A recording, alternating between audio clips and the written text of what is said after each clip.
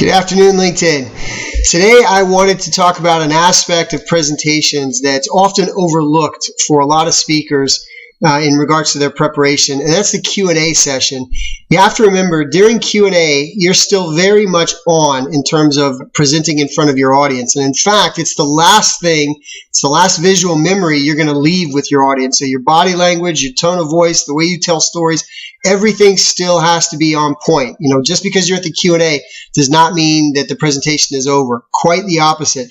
So to accomplish this, we're going to take a look at an old video from 1997 of Steve Jobs presenting. This is after he'd come back to the company a year or so earlier, and he's a great public speaker. I don't want you to think otherwise, but just like all of us, there's things he can do that he can improve upon. Specifically, I want you to watch his body language. A couple times he's got his arms crossed in front of him. He then later crosses his arms behind him.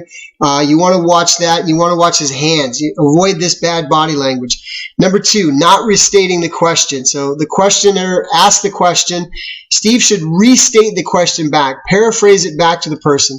This accomplishes a number of things. Number one, it makes sure that Steve understood exactly the proper question that he's supposed to be answering. Number two, anyone in the audience that didn't hear the question gets to rehear it and make sure that everyone's on the same page.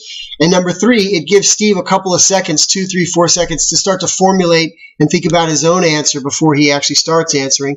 And the third and final thing I want you to watch is that his eye contact really only goes to the floor or then straight back to the speaker. You've got an entire audience in front of you, and when you take a question, even though you're taking it from one specific person, that person is representative of that whole audience. So when you answer, you want to answer to the entire audience, right? You take the question from the individual, answer to the entire audience, and then at the end of the question, you can go back to the questioner and ask something like, did that answer your question? Did I handle that right? And that way, your whole audience is still participating in the presentation, not just this one-on-one with the speaker. But let's take a look and see if you can understand what I'm talking about. Yeah. Okay, so Apple turned it around. We've got Gil, we've got you, we've got G3, we've got Rhapsody, we've got Newton 2000. Great. Now, when are we going to see some real kick-ass TV commercials to change the mindset? Yeah. So let me go through your preamble a bit. I personally don't think Apple's completely turned it around. I mean, I think it's turning it around.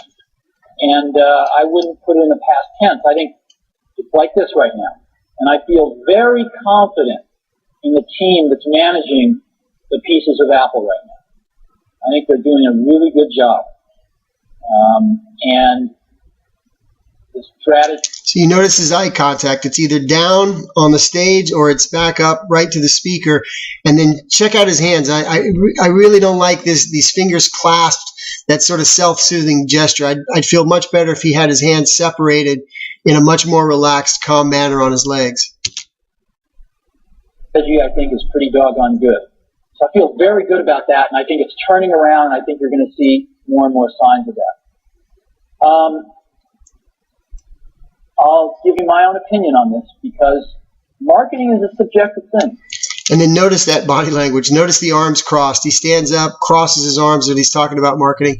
Again, Steve Jobs is a great speaker. He's known for it, but we can all improve. And I think Q&A is a really good area for a lot of people to focus on because you probably haven't spent a lot of time doing it. If I can help with anything, help with you, help with your public speaking, help with your team, please let me know. I'd love to work with you. If I can come speak at your nonprofit executive groups, I'd be happy to. Hope everybody has a nice Sunday and a productive week next week.